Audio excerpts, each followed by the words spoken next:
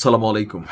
খুবই খারাপ সংবাদ। আমি যতদূর বুঝতে পারছি হয়তো আজকে রাতেই আপনারা দুঃসংবাদটা পেতে যাচ্ছেন। মধ্যপ্রাচ্যের যে আরব সাগর আছে সেখানে মার্কিন যুক্তরাষ্ট্রের নৌবাহিনীর দ্বিতীয় বহর এসে পৌঁছে গেছে। এর পাশাপাশি আরও বেশ কিছু যুদ্ধজাহাজ এবং কি বিমানবাহী যে রণতরী, ডেস্ট্রয়ার, ক্যারিয়ার, ফ্রিগেটার আরও যেগুলো আছে সেগুলোর ব্যাপক উপস্থিতি, এমনকি স্পেশাল চৌকস একটা বাহিনীকে মুভমেন্ট করিয়েছে মার্কিন যুক্তরাষ্ট্র। আর এর মধ্যেই খবর হচ্ছে যে আপনার আমাদের ইরানের ভাই বোনেরা রাতের বেলা ঘুমোতে পারতেছে না। আমি যখন নিউজটি করছি সারা দেশ জুড়ে আতঙ্ক ছড়িয়ে পড়েছে, মার্কিন হামলার আতঙ্ক। দরজা জানালা সিল করে রাখা হয়েছে, খাবার পানি মজুদ করছে ইরানিরা, কারণ যে কোনো সময় একটা বড় ধরনের ঘটনা বা যুদ্ধ ঘটলে তখন সবার আগে যেটা সমস্যা দেখা দেবে সেটা হচ্ছে খাদ্য। সো ইরানিরা প্রচুর পরিমাণ খাদ্য মজুদ করছে। এমনকি মেট্রোর নিচে যে বাংকারগুলো আছে, ইরান কিন্তু এরকম দিনের জন্য অনেক ধরনের মাটির নিচে বাংকার মেট্রোতে বা বিভিন্ন জায়গায় তারা তৈরি করে রেখেছে, সেগুলোকেও উন্মুক্ত করে দেওয়া হচ্ছে। অর্থাৎ যে কোনো সময় সম্ভাব্য একটা অভিযান চলতে যাচ্ছে, আর এটা ছোট আকার হবে না বুঝতে পারতেছি। রাত নামার সঙ্গে সঙ্গে ইরানিদের মধ্যে এক চাপাতঙ্ক ছড়িয়ে পড়েছে। এখন মার্কেটে আলোচনা আছে যে কোনো মুহূর্তে যুক্তরাষ্ট্র সামরিক হামলা চালাবে। আর এই শঙ্কা এখনও ইরানি জনগণদের মধ্যে আরো বড় আকার ধারণ করেছে। নিজেদের জানালাগুলো তারা শক্তভাবে বন্ধ করে দিচ্ছেন, প্রয়োজনীয় খাবার এবং পানীয় তারা মজুত করছেন।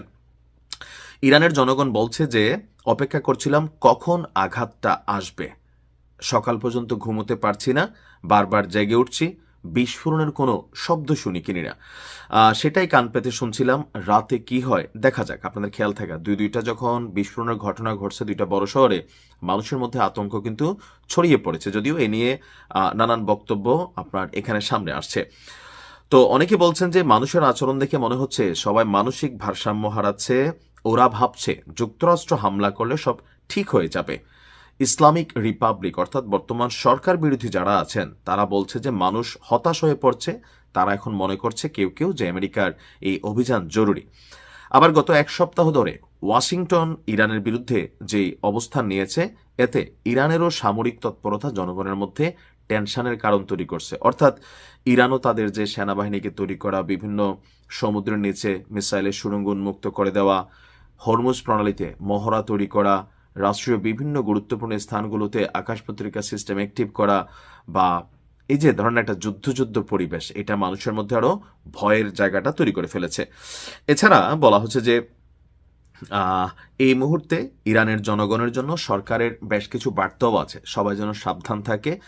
আমার কাছে মনে হচ্ছে ইরান সরকার সবচেয়ে বেশি যেটা নিয়ে বিপদে আছে সেটা হচ্ছে ভেতরে কে আসলে লুকিয়ে আছে, এজেন্ট। ইরানে যতবারই অভিযান চালানো হয়েছে আপনি দেখেন, বীরদের যারা প্রধান আছে বা আরো বিভিন্ন সময় যতগুলো অপারেশন হয়েছে, ভেতর থেকে তথ্য বের হয়ে যাচ্ছিল যে কে কোথায় আছে, কোথায় অবস্থান করতেছে। সুনির্দিষ্ট ছোট ছোট অভিযানের মাধ্যমে কিন্তু বড় বড় ঘটনা তখন ঘটাই দেওয়া হলো।